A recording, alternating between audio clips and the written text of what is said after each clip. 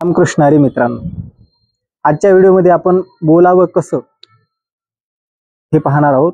शास्त्र सांगते, सत्यम ब्रूयात प्रियम ब्रूयात न ब्रूयात सत्यम प्रियम प्रियम च नानृतम ब्रूयात एष धर्म सनातनः. यामध्ये सनातन धर्म सांगितलाय की बोलावं कसं. सनातन धर्म काय सांगतो की बोलावं कसं.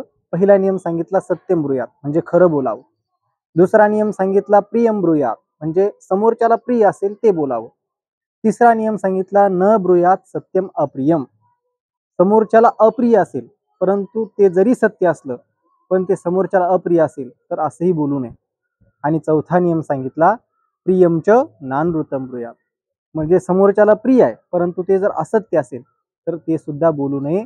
याच अर्थाचे ज्ञानोबारायांची उभे साच आणि मवाळ मितले आणि रसाळ शब्द जैसे कल्लोळ अमृताचे.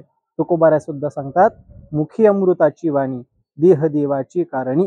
म्हणजे आपल्या बोलण्यातला पहिला नियम असा असावा की सत्यम ब्रूयात, सत्य बोललं पाहिजे. आणि एक ना एक दिवस सत्याचा विजय होतच असतो. सत्यमेव जयते, म्हणून सत्य बोलण्याचा नेहमी प्रयत्न करावा. कारण की सत्यच हा एक देव आहे, सत्य हे परमात्म्याचं स्वरूप आहे. म्हणून त्याला म्हटलं जातं सत्यम ज्ञानम अनंतम. रामकृष्ण.